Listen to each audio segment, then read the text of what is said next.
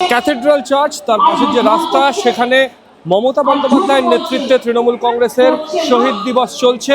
এই মুহূর্তে মমতা বন্দ্যোপাধ্যায় মঞ্চে আছেন। আদালতের নির্ধারিত 3:30-র মধ্যে এখানে সভা শেষ করতে হবে। পাশাপাশি এখানে 2500-এর বেশি মানুষের সমাগম হবে না, এটা বলেছিলেন। কিন্তু গান্ধী মূর্তির তুলনায় এইখানে অধিকাংশ তৃণমূল সমর্থক কর্মীদেরকে কিন্তু দেখা যাচ্ছে। গান্ধী মূর্তিতে মঞ্চে যেমন নেতাদের ভিড়, তেমন ক্যাথেড্রাল রোডে মমতা বন্দ্যোপাধ্যায়ের সভাতে কিন্তু কর্মী সমর্থকদের ভিড়। মমতা বন্দ্যোপাধ্যায় এই মুহূর্তে স্টেজে বক্তব্য রাখছেন। একটু শোনাতে বলবো আমার ক্যামেরা পার্সনকে।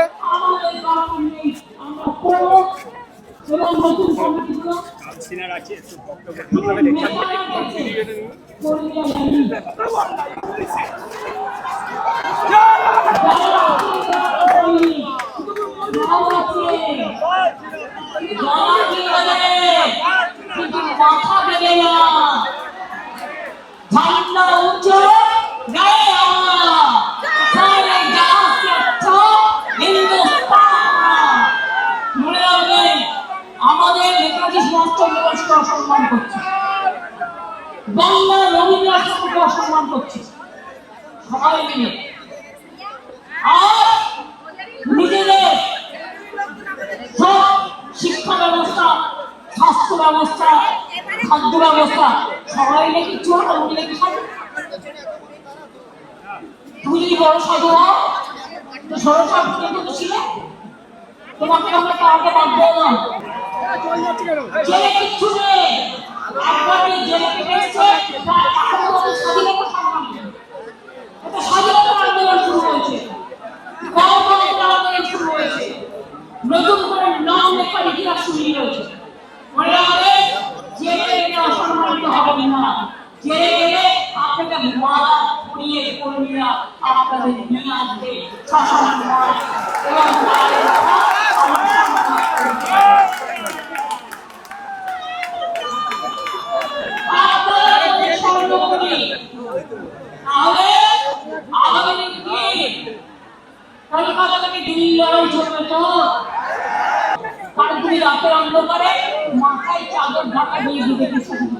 একটু কথা বলে নেব এখানে, অর্থাৎ মমতা বন্দ্যোপাধ্যায়ের সভায় যে তৃণমূল নেতা কর্মীরা এসছেন তাদের সঙ্গে। আচ্ছা, আপনারা আজকে তো আরেকটা সভাও হচ্ছে, সেই সভায় স্টেজে প্রচুর নেতা নয়, গদ্দার, মির্জাফর নন নেতা, মির্জাফর রক্তে মির্জাফর জানি না, এরা হচ্ছে সমাজের মির্জাফর, এরা সমাজের মির্জাফর। নেতা বলবেন না, মানুষের রক্ত নেই, মানুষের রক্ত মির্জাফর।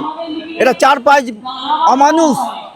পায়ে অমানুষ, তাই এদেরকে কখনো এই শব্দ ব্যবহার করবেন না। পাশাপাশি তৃণমূল কংগ্রেসের একটা বড় শক্তি বরাবরেরই মহিলা ব্রিগেড। আমার সাথে একজন মহিলা তৃণমূল সমর্থক কর্মী আছেন, তার সাথে কথা বলবো। আপনাদের ভোটের পরে, রেজাল্টের পর থেকে তৃণমূল কংগ্রেসের যে ডামাডোল চলছে, কিভাবে দেখছেন আপনারা যখন কাজ করছেন, কি অসুবিধা হচ্ছে? আমরা কাজ করছি, প্রত্যেকজনেরই অসুবিধা হচ্ছে। যা খাচ্ছি আমরা তা পয়সা পাচ্ছি না, এবং ডবল খাটুনি করাচ্ছে, পয়সা দিচ্ছে না, ডবল পয়সা সব লুট করছে, চিটিংবাজি করছে আমাদের সঙ্গে। আর আমরা মেয়েরা হারবো না, হার মানতেও দেবো না। আমরা নারী শক্তি, নারী জয়, নারী ছাড়া সব দুনিয়া অচল। আজকে তৃণমূলের যে অবস্থা, মমতা বন্দ্যোপাধ্যায় কার্যত একা হয়ে গেছেন। সব নেতারা মোদি আর শুভেন্দু দেয়, এরা দুনিয়া এই দেশকে ওরা ধ্বংস করেছে। যদি আপনারা বলে থাকেন মমতা ব্যানার্জি একা হয়ে গেছে, তাহলে এত জনমানুষের সমাগম কিসের জন্য? আর যারা নিজেদেরকে নেতা বলে বলছেন, যারা আজকে গান্ধী মূর্তির পাদদেশে যারা আজকে মিটিং করতে চাইছেন, তাদেরকে বলুন তাদের বিধানসভায় গিয়ে একবার ভোট চাইতে যাক। পাবলিক যদি তাদেরকে শুধু ডিম থেরাপি নয়, আরও কত কি থেরাপি দেবে তার জন্য অপেক্ষা করতে হবে। ওরা গাদ্দার, ওরা মমতা ব্যানার্জির শুধু সাথে স্বার্থের জন্য লড়েছিল। ঋতব্রত বন্দ্যোপাধ্যায় একজন রায়গঞ্জের একটি মহিলাকে ধর্ষণকাণ্ডে উনি যুক্ত ছিলেন, সেই জন্য বাঁচার জন্য তৃণমূলের পা ধরে নেতা হয়েছিলেন। মমতা ব্যানার্জি এবং অভিষেক ব্যানার্জির দয়ায় উনি হয়েছেন আজকে বিধায়ক। আর বিধায়ক হওয়ার পরে উনি বলছেন অভিষেক ব্যানার্জিকে আমি চিনি না। দাদা, আগামী দিন মানুষ কথা বলবে, ওই বিধায়কদের একবার বলুন নিজের বিধানসভায় গিয়ে দাঁড়িয়ে জাস্ট একবার ভোট চাইতে বলুন। যদি হিম্মত থাকে উইদাউট সিকিউরিটিতে যাক, কোনো পুলিশ প্রশাসন না নিয়ে যাক, তখন বুঝবেন যে এই নেতাদের কত দৌড় আছে। এরা নেতা নয়, এরা অভিনেতা। এরা কি বলবে? বলবার তো অনেক কিছুই আছে দাদা। আজকে এই 4 তারিখের পর আজকে মানুষের ঢল এসছে দিদির কাছে, একদমই। আর আমরা প্রথমে ছিলাম, আছি, থাকবো। দিদি যতদিন আছে ততদিন আমরা থাকবো। দিদির লড়াই থামবে না, কোনো দিন থাকবে না, কোনো দিনই থামবে না। বিহার থেকে আসিনি, আমাদের এইটা বাংলা, বাংলা আমরা জয় করবোই। আর বাংলা দিদির হাতে সবকিছু তুলে দিতে হবে।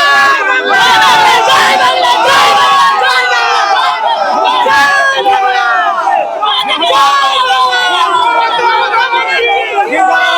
অর্থাৎ গান্ধী মূর্তির পাদদেশে যতই তৃণমূলের নেতাদের ভিড় থাক, মমতা বন্দ্যোপাধ্যায় সভায় কিন্তু মূলত কর্মী সমর্থকদের ভিড়। আর মমতা বন্দ্যোপাধ্যায় বরাবরই যেটা বলে এসেছেন, তার মূল শক্তি তার দলের কর্মী সমর্থকরা, সেটাই কিন্তু আজকে মমতা বন্দ্যোপাধ্যায়ের শহীদ স্মরণ প্রমাণ করছে।